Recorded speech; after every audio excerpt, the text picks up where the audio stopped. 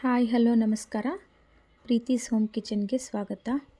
ಇಂದು ನಾವು ಮಾಡೋಣ ಉತ್ತರ ಕರ್ನಾಟಕದ ಸ್ಪೆಷಲ್ ಜೋಳದ ಕಡುಬು ಮತ್ತು ಅದರ ಜೊತೆ ಹೆಸರುಕಾಳು ಸಾಂಬಾರು. ಈ ವಿಧಾನದಲ್ಲಿ ಟ್ರೈ ಮಾಡಿ. ಮೊದಲು 1 ಕಪ್ ಆಗುವಷ್ಟು ಜೋಳದ ಹಿಟ್ಟು ತೊಗೊಂಡಿದ್ದೀನಿ. ಅದಕ್ಕೆ ಸ್ವಲ್ಪ ನೀರನ್ನು ಬಿಸಿ ಮಾಡಿ ಅದಕ್ಕೆ ಹಾಕಿ ಚೆನ್ನಾಗಿ ಕಲಸಿ, ಆಮೇಲೆ ಸ್ವಲ್ಪ ಸ್ವಲ್ಪ ನೀರು ಹಾಕ್ಕೊಂಡು ಈ ಹದದಲ್ಲಿ ಕಲಸಿಟ್ಕೋಬೇಕು. ಅದನ್ನು ಚೆನ್ನಾಗಿ ನಾದ್ಕೊಂಡು ಸೈಡ್ ಎತ್ತಿಟ್ಕೊಳ್ಳಿ. ಚೆನ್ನಾಗಿ ನಾದಿ ಅದನ್ನು ನಾದ್ಬಿಟ್ಟು ಸೈಡ್ ಇಟ್ಕೊಂಡು ಈ ಥರ ಆಗಬೇಕದು.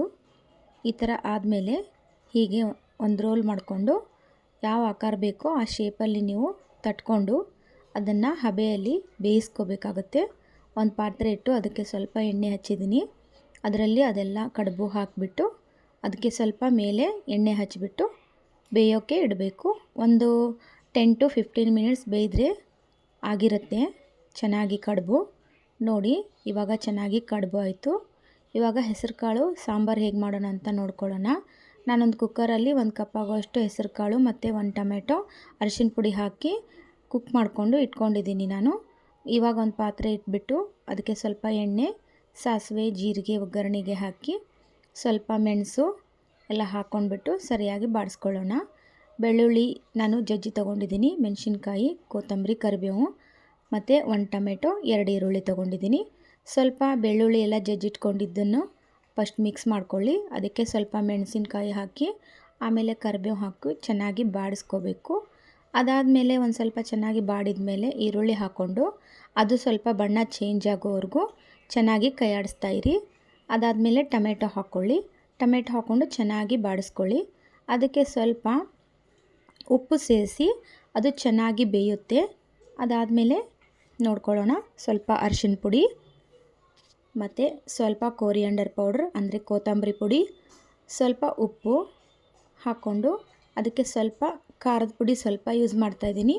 ಏಕೆಂದರೆ ಮೆಣಸಿನ್ಕಾಯಿ ತೊಗೊಂಡಿದ್ದೀನಲ್ಲ 4ರಿಂದ 5 ತೊಗೊಂಡಿದ್ದೀನಿ. ಅದೆಲ್ಲ ಹಾಕಿಬಿಟ್ಟು ಚೆನ್ನಾಗಿ ಬಾಡಿಸ್ಕೊಳ್ಳಿ. ಅದಾದಮೇಲೆ ನೀವು ಬೇಯಿಸಿಟ್ಕೊಂಡಿರೋ ಹೆಸರು ಕಾಳನ್ನು ಅದಕ್ಕೆ ಮಿಕ್ಸ್ ಮಾಡಿ ನಿಮಗೆ ರುಚಿಗೆ ಎಷ್ಟು ಬೇಕೋ ಅಷ್ಟು ಉಪ್ಪನ್ನು ಆ್ಯಡ್ ಮಾಡ್ಕೊಳ್ಳಿ. ಅದಾದಮೇಲೆ ಸ್ವಲ್ಪ ನಿಮಗೆ ಯಾವ ಪ್ರಮಾಣ ಬೇಕು ಆ ಪ್ರಮಾಣದಲ್ಲಿ ಅದಕ್ಕೆ ನಿಮ್ಮ ಕನ್ಸಿಸ್ಟೆನ್ಸಿ ಯಾವ ಥರ ಬೇಕೋ ಆ ಥರ ನೀವು ಅದಕ್ಕೆ ನೀರನ್ನು ಆ್ಯಡ್ ಮಾಡ್ಕೋಬೋದು. ಅದಕ್ಕಿಂತ ಮುಂಚೆ ಅದಕ್ಕೆ ನಾನು ಕೊಬ್ಬರಿ ತುರಿ ಹಾಕಿದ್ದೀನಿ. ಇದು ನಿಮ್ಮ ಹತ್ರ ಇದ್ದರೆ ಹಾಕ್ಕೊಳ್ಬೋದು, ಇಲ್ಲಾಂದರೆ ಬಿಡ್ಬೋದು. ಹಾಕಿದರೆ ತುಂಬ ರುಚಿಯಾಗಿರುತ್ತೆ. ಇವಾಗ ನೀರನ್ನು ನಿಮಗೆ ಎಷ್ಟು ಬೇಕೋ ಅಷ್ಟು ಹಾಕ್ಕೊಂಡು ಮೇಲೆ ನಾನು ಸಾಂಬಾರು ಪುಡಿ ಹಾಕ್ಕೊಂಡಿದ್ದೀನಿ.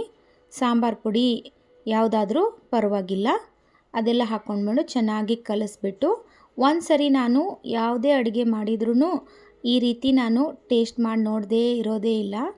ಅದು ಸರಿಯಾಗಿ ಖಾರ ಉಪ್ಪು ಕರೆಕ್ಟಾಗಿದ್ದರೆ ಅದು ನೋಡ್ಕೋತೀನಿ. ಒಂದು ಸಾರಿ ಬೇಕಾದರೆ ನೀವು ಕಡಿಮೆ ಇದ್ದರೆ ಉಪ್ಪನ್ನು ಆ್ಯಡ್ ಮಾಡ್ಕೋಬೋದು.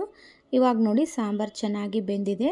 ಇವಾಗ ಸ್ವಲ್ಪ ಫೈನಲಾಗಿ ಕೊತ್ತಂಬರಿ ಸೊಪ್ಪನ್ನು ಹಾಕಿಬಿಟ್ರೆ ಇವಾಗ ನೋಡಿ ರುಚಿಯಾಗಿರೋ ಹೆಸರುಕಾಳು ಸಾಂಬಾರು ತುಂಬ ರುಚಿಯಾಗಿರುತ್ತೆ. ಈ ವಿಧಾನದಲ್ಲಿ ಒಂದು ಸರಿ ಟ್ರೈ ಮಾಡಿ ನೋಡಿ. ನಾನು ಕಡುಬು ಮೇಲೆ ಸಾಂಬಾರು ಹಾಕ್ಕೊಂಡು ಸವಿತಾ ಇದ್ದರೆ ತುಂಬ ಚೆನ್ನಾಗಿರುತ್ತೆ. ನನ್ನ ಮಕ್ಕಳು ಕೂಡ ತುಂಬ ಇಷ್ಟಪಟ್ಟರು. ಈ ವಿಧಾನದಲ್ಲಿ ಒಂದು ಸರಿ ಮಾಡಿ ನೋಡಿ. ಹಾಗೆ ಮತ್ತು ಯಾವ ಥರ ಬಂತು ಕಮೆಂಟ್ ಮಾಡಿ ಹೇಗಿದೆ ಅಂತ. ಮತ್ತು ನಿಮಗೆ ಯಾವ ಥರ ಡಿಶ್ ಬೇಕೋ ಅದು ಕಮೆಂಟಲ್ಲಿ ಹೇಳಿ, ನಾನು ಮಾಡೋಕ್ಕೆ ಟ್ರೈ ಮಾಡ್ತೀನಿ. ನಮ್ಮ ಚಾನಲ್ನ ಸಬ್ಸ್ಕ್ರೈಬ್ ಮಾಡಿ. Thank you.